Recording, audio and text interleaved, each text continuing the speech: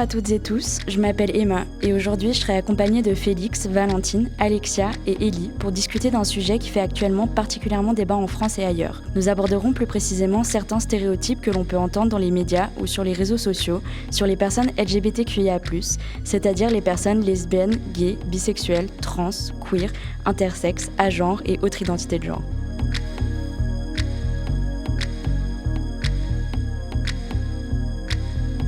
Pour commencer, Félix, est-ce que tu pourrais nous dire ce que tu penses de l'idée que la propagande LGBT cherche à rééduquer nos enfants ? On entend souvent que propagande LGBT ou idéologie du genre, ça vise à rééduquer et endoctriner les jeunes. On peut déjà décortiquer tous ces mots, propagande, rééduquer, idéologie. Tout ça, c'est un vocabulaire qui vise à décrédibiliser les combats sociaux menés par les personnes LGBT. Ce qui dérange, c'est qu'on explique que les inégalités de genre sont socialement construites et qu'elles ne naissent pas de nulle part. Décortiquer les stéréotypes liés au genre et à l'orientation sexuelle, c'est développer en fait un tas de valeurs hyper importantes, quelle que soit toi, ta propre orientation ou ton propre genre. En fait, c'est développer son esprit critique, son empathie pour les autres, la tolérance, l'égalité.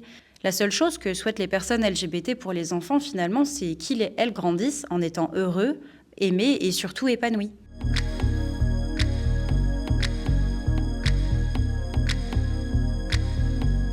Et toi, Valentine, est-ce que tu penses que l'écriture inclusive détruit la grammaire ? Et vous, quand je parle d'un médecin, vous pensez à un homme ou une femme ? En réalité, ce qui détruit la grammaire, c'est plutôt de masculiniser tous les termes et de parler uniquement d'informaticiens, alors que les informaticiennes sont également dans le milieu. Cela pose problème pour les petites filles qui, à cause du masculin universel, peuvent ne pas se sentir représentées dans un groupe et se percevoir comme l'autre. Se sentir comme autre lorsque l'on est une femme a pour conséquence de ne pas les voir comme étant capables d'être physiciennes, mathématiciennes, travailleuses dans les bâtiments ou encore réalisatrices. L'écriture inclusive, en plus de représenter les femmes, elle permet également d'inclure les personnes qui ne se sentent ni hommes ni femmes et qui ne se sentent donc pas concernées par le masculin universel. L'écriture inclusive permet également de parler avec des termes plus neutres tels que les artistes de rap plutôt que rappeurs et rappeuses.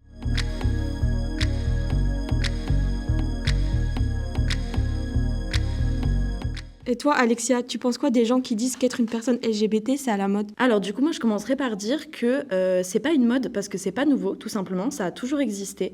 C'est juste qu'on a plus de gens qui s'assument comme tels, justement parce que c'est plus accepté socialement. C'est vrai qu'on a certains nouveaux mots sur des gens qui ont en fait toujours existé. Par exemple, dans des cultures qui ne sont pas occidentales notamment, la non-binarité, elle existe depuis toujours, sans être nommée comme telle. Et en fait, c'est le même procédé pour toutes les identités qui étaient discriminées et qui ne le sont plus. Par exemple, les personnes gauchères ont été très longtemps discriminées. On disait que la main gauche, c'était la main du diable. C'est des personnes qui ont subi aussi beaucoup de violences physiques vis-à-vis de ça. Avec le temps, c'est des personnes qui étaient de moins en moins réprimées. Et donc, les gauchers ne se cachaient plus. Ça n'a jamais été une mode d'être gaucher. Il n'y a pas eu plus de gauchers très soudainement. Ils sont acceptés dans la société et du coup se montrent plus comme tels. C'est la même chose pour les personnes LGBT.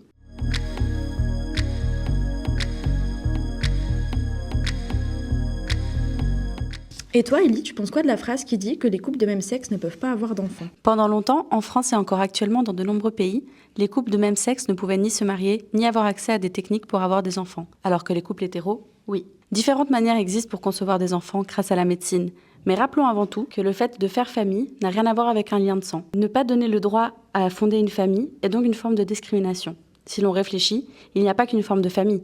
On trouve des foyers composés par qu'un seul parent, des familles recomposées, des enfants adoptés. Dans toutes ces formes de familles, on peut compter 1 ou 2 parents LGBTQIA+.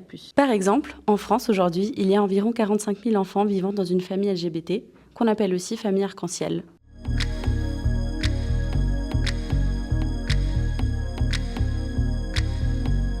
En 5 minutes, on n'aurait évidemment pas fait le tour de tous les stéréotypes qui entourent les personnes LGBTQIA+. Quand vous entendez une réflexion sur cette communauté, demandez-vous, est-ce que c'est un stéréotype qui affecte négativement ces personnes ? Le plus important est de se rappeler que ce sont des personnes qui ont le droit à une égalité de traitement et au respect de leurs droits.